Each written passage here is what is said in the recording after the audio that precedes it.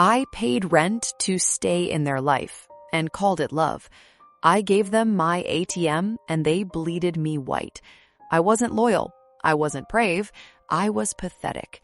I kept paying for someone who didn't need me only because I was terrified of being forgotten. I wasn't loved. I was maintained. I didn't fall in love. I fell into a pattern of dependence, a trap so silent, so sneaky that I didn't even notice it until years later. Every time they asked for money, I felt a rush. Not love, not generosity, relief. Relief that I still mattered. Relief that as long as I could transfer funds, I had a reason to exist in their life. That's the thing. Love should make you feel alive. This made me feel expendable, but still clinging. I started small, covering bills here, lending cash there.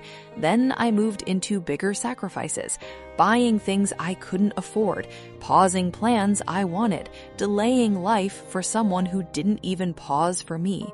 And I loved it. The humiliation, the anxiety, the constant calculating of how much I could give before I broke. Because I thought being needed was being loved. Because I didn't know who I was if I wasn't carrying someone else's life.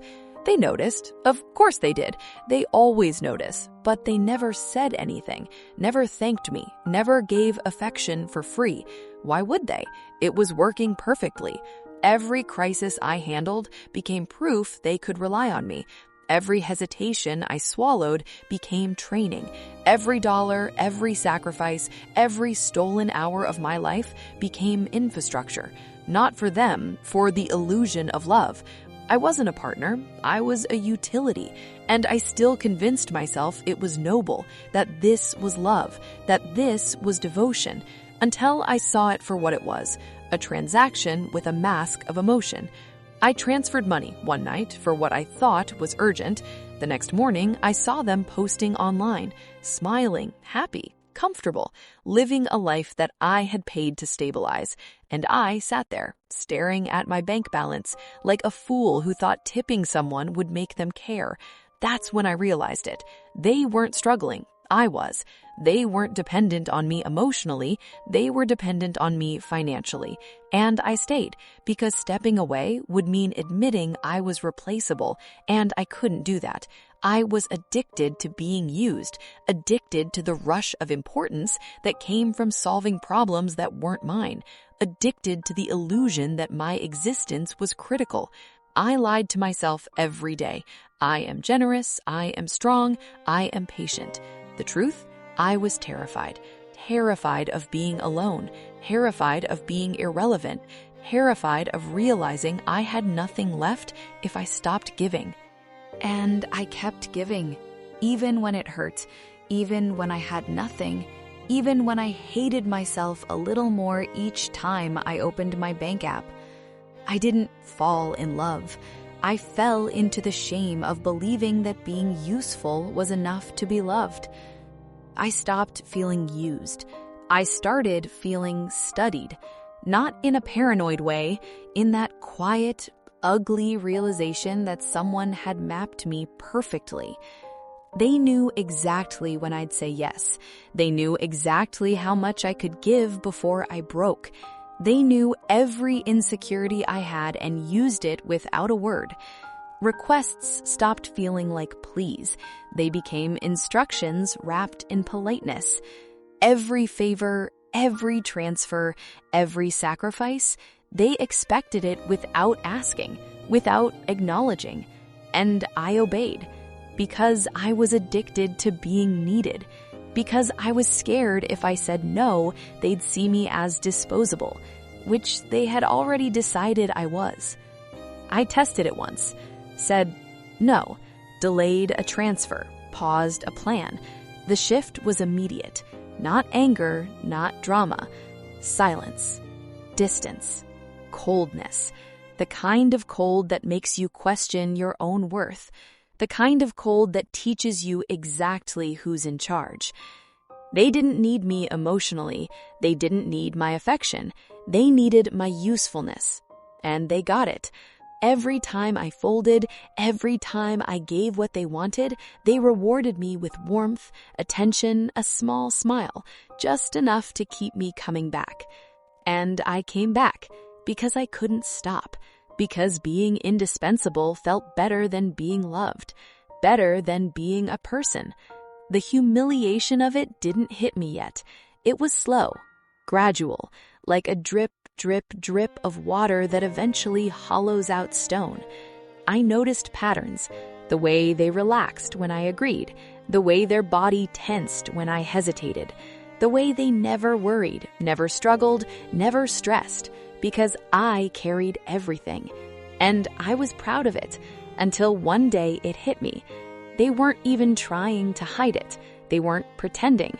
They weren't accidentally taking advantage. They were deliberate, calm, efficient. I was training myself to be useful, and they were training me to stay. I realized the truth. I wasn't loved.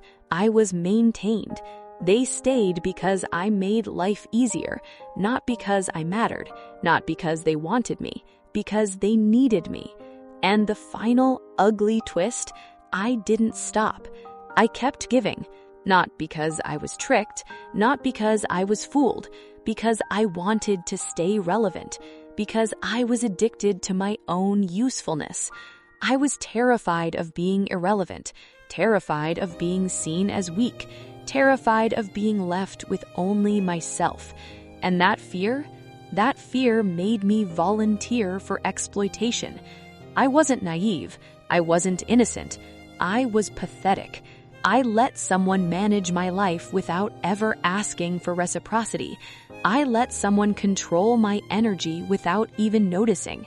I let someone dictate my value without resistance, and they knew it. I didn't get a goodbye. I got silence. No words, no explanation, no flash of regret, because I was never needed for me. I was needed for my hands, my money, my stability. And the moment I stopped providing, I stopped existing. It wasn't dramatic, not cinematic, just gradual, like I had been archived. They didn't notice my absence. I wasn't missed. I wasn't mourned. I was irrelevant. That's worse than rejection. Rejection at least acknowledges your existence. Irrelevance erases it. I replay everything in my head, every transfer, every favor, every sacrifice, every moment I called it love, and it wasn't love. It was rent I paid to stay in someone's life. I watched them live, comfortable, smiling, building a life I had helped stabilize, and I sat there staring at my bank account, empty. Not because of money, because of truth. They never needed me. They needed a version of me that could be controlled, managed, used. And I gave it to them willingly, every time, because I was addicted to being needed, because I was terrified of being irrelevant, because I had no idea who I was without someone depending on me. That's the humiliation.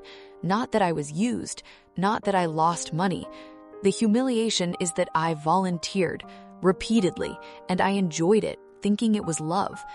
Even now, I sometimes imagine sending money if they asked again, not because I'm naive, because I don't know who I am if I stop being useful. I didn't miss them. I miss being needed. I miss the illusion that my presence mattered. I built my identity around being someone's solution, and when the problem disappeared, so did I.